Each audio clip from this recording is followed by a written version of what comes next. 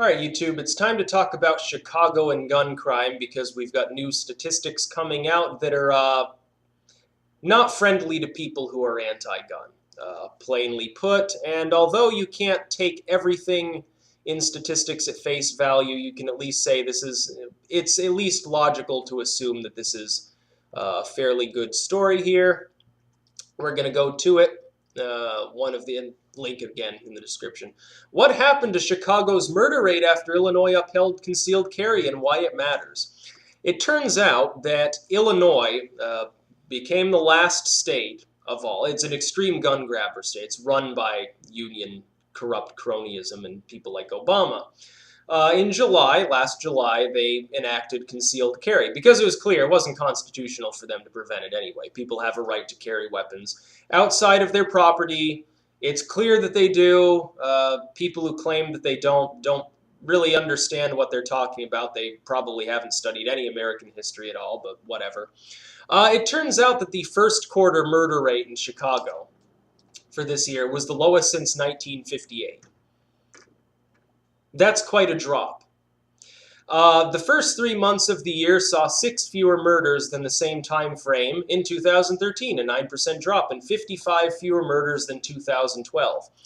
Quite substantial. There were 90 fewer shootings. See, even gun crime went down. This is something that they weren't expecting.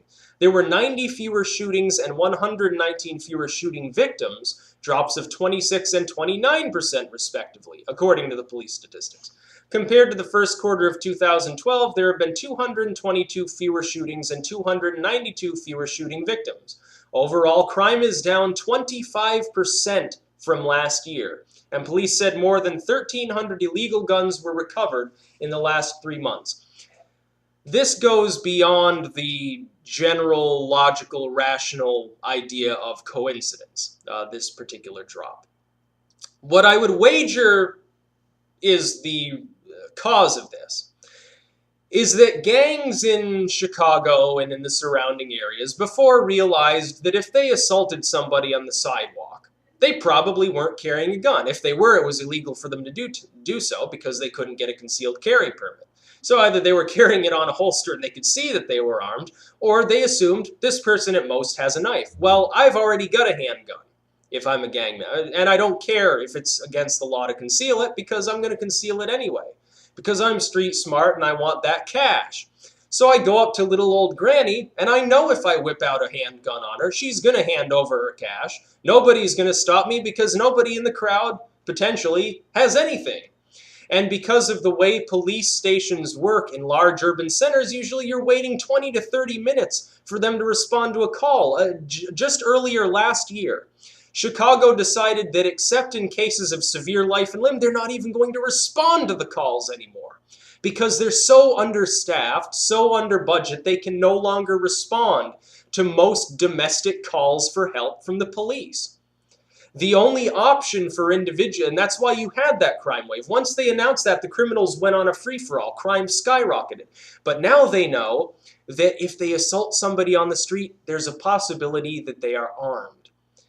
That means that they're going to choose to go to areas that people probably aren't armed in. That means that they might go out of the city. That means that they might go to some area where there's less population density to commit their crimes, or they might not even bother. You see, there is a concept within psychology of reward versus risk. If I'm a criminal and I know that my prey most likely has no weapon on them at all, I'm going to go ahead and whip my gun out on them. They're not going to fight back.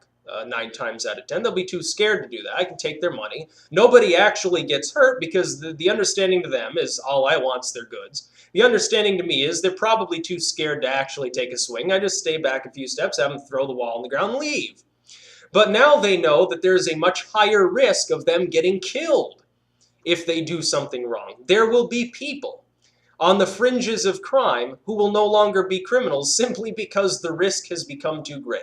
Or instead of trying to mug people or burglarize their homes, they'll go into some other type of, they'll sell drugs, Or they'll do something like that that's less risky. Yeah, they might still get locked up, but the average person who comes to you for drugs isn't going to suddenly whip out a gun and then reverse thug you and try to steal the drugs from you. Maybe a meth addict or something, or a crack addict.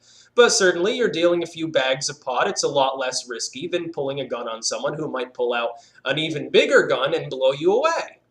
So crime has dropped in Chicago. It's now down to where it was in the 1950s.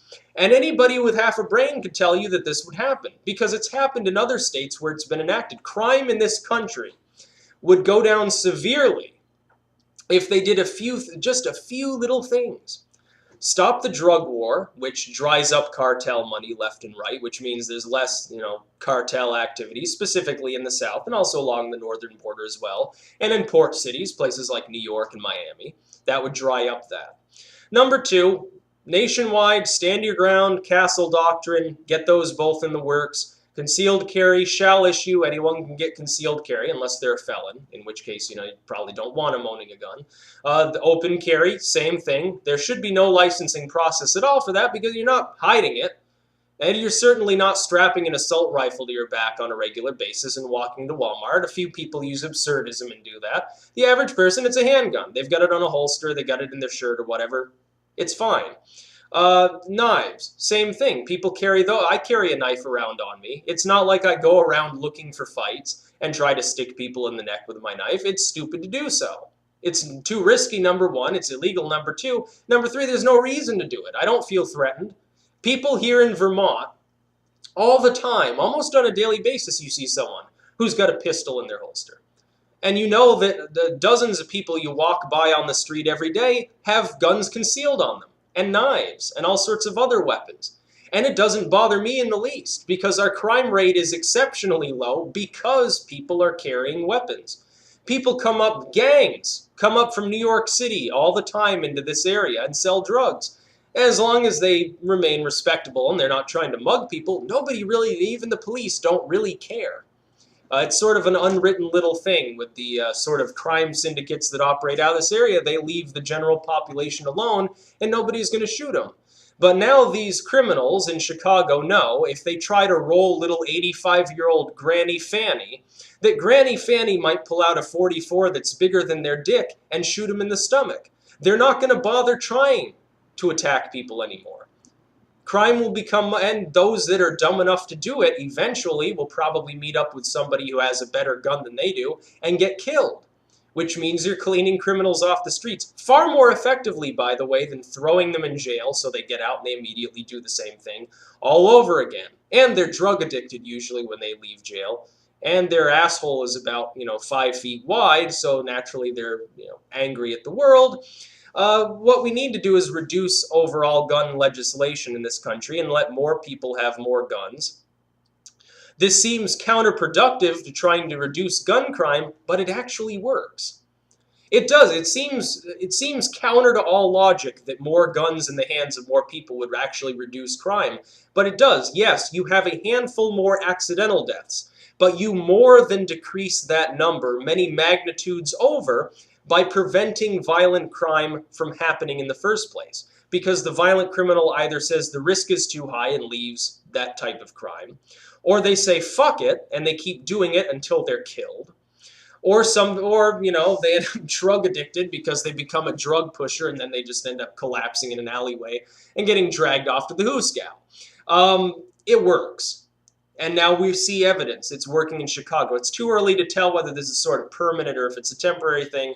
It might be due to someone suggested the time of year.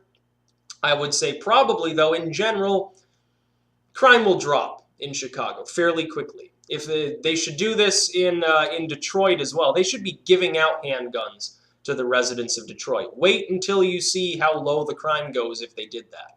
Give everyone a little handgun and a couple of full clips and say, go to town. Next time someone tries to mug you, shoot them in the head.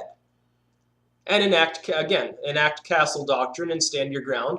And these criminals will drop left and right. Pretty soon, the vast majority of people already who own guns or any other weapon are law-abiding. They don't go out and commit crimes with them. Most people in this country have more common sense than that, and they don't need to commit crime. They've already got their own money.